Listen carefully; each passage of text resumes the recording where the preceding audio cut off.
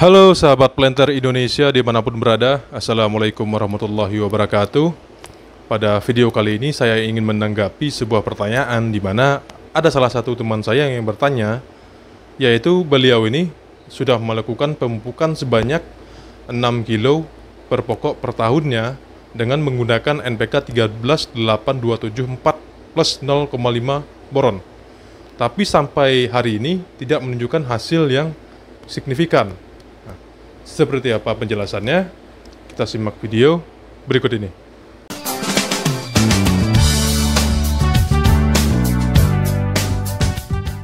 Sebelum Bapak Ibu melakukan pemupukan kelapa sawit, ada satu hal yang perlu Bapak Ibu ketahui, bahwa ada yang kita harus mengetahui yang namanya tingkat kesuburan tanah.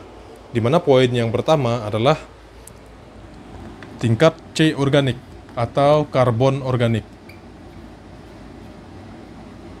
Yang kedua, ada yang namanya KTK atau kapasitas tukar kation.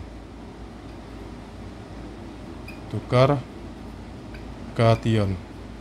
Yang ketiga, ada yang namanya pH tanah. Masalahnya yaitu untuk mengetahui ketiga poin ini hanya bisa dilakukan dengan uji laboratorium, di mana kita ambil sampel tanahnya, kita uji lab, nanti akan keluar angka-angkanya, C organiknya sekian persen, KTK-nya sekian persen, dan juga pH-nya sekian. Jadi kita bisa mengetahui tingkat kesuburan tanah ini dengan apa yang hidup dan tumbuh di dalam dan di atas tanahnya. Di mana pada kebun kelapa sawit, tingkat C organik minimal paling tidak minimal 2%.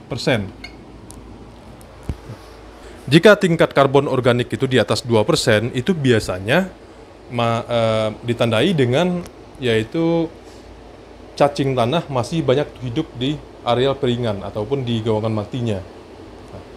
Di mana yang poin kedua adalah KTK atau kapasitas tukar kation paling tidak minimal 14%.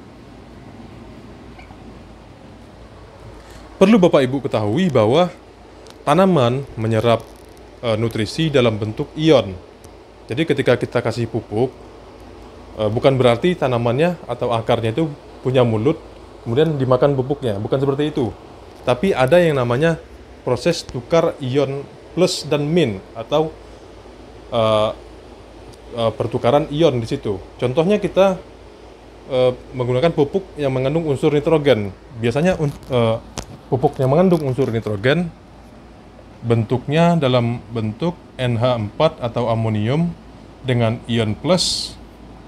Ada juga nitrogen dalam bentuk nitrat atau NO3. NO3 ion min. Nah, inilah yang namanya ion.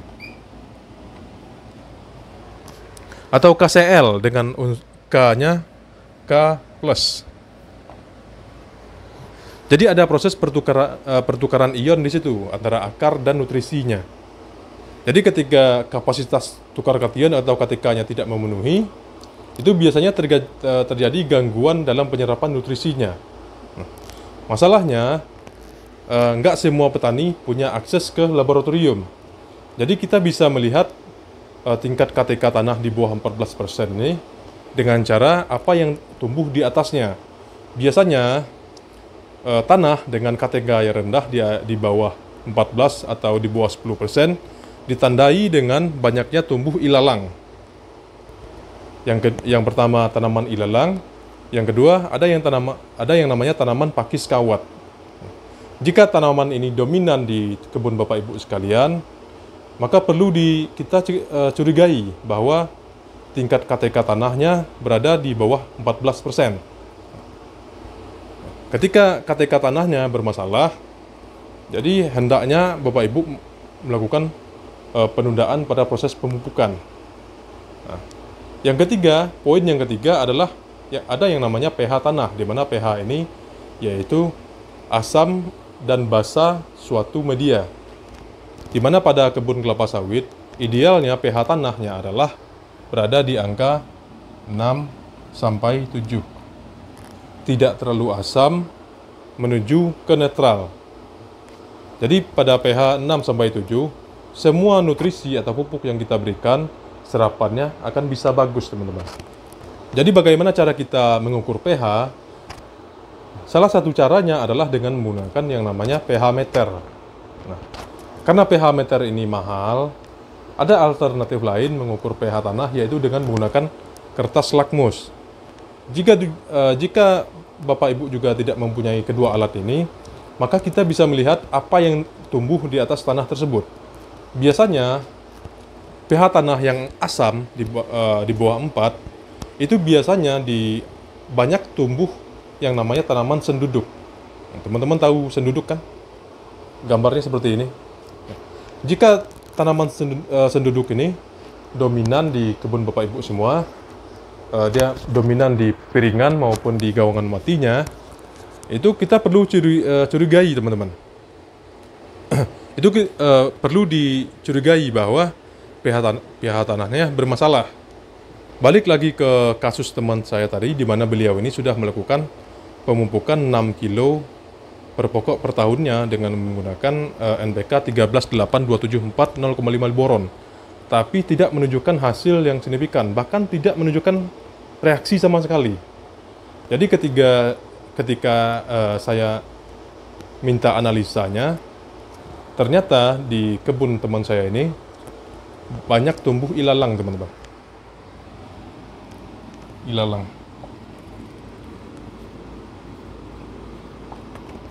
Dan juga sebelahnya itu dipenuhi dengan pakis kawat.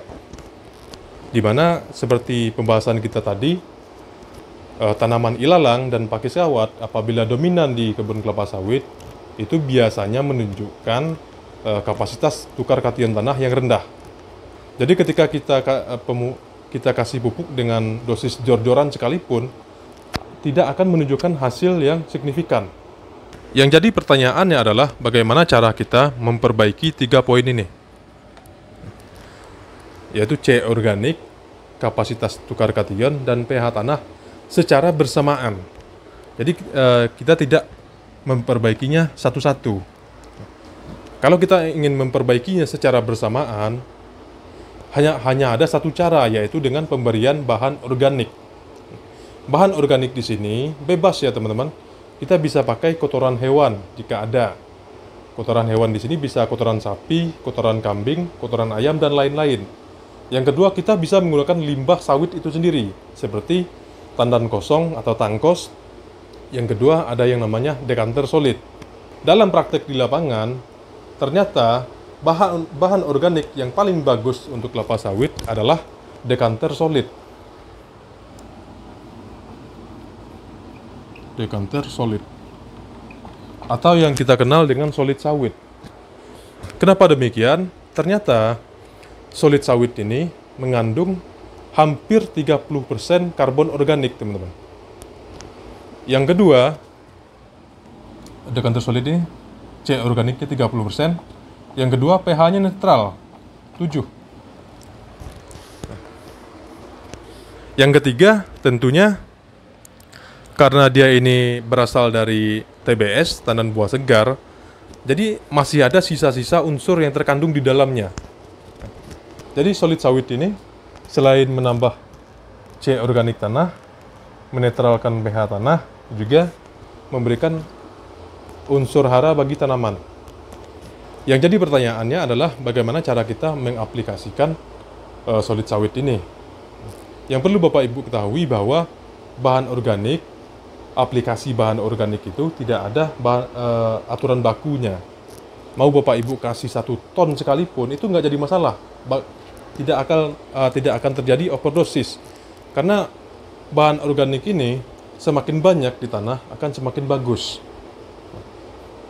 Jadi cara aplikasinya, kalau menurut teori di lapangan, biasanya diberikan 300 kilo per pokok per tahun. Di mana aplikasinya itu di sekitar di piringan maupun di gawangan matinya. Yang penting tidak mengganggu proses panen. Sekian video ini saya buat.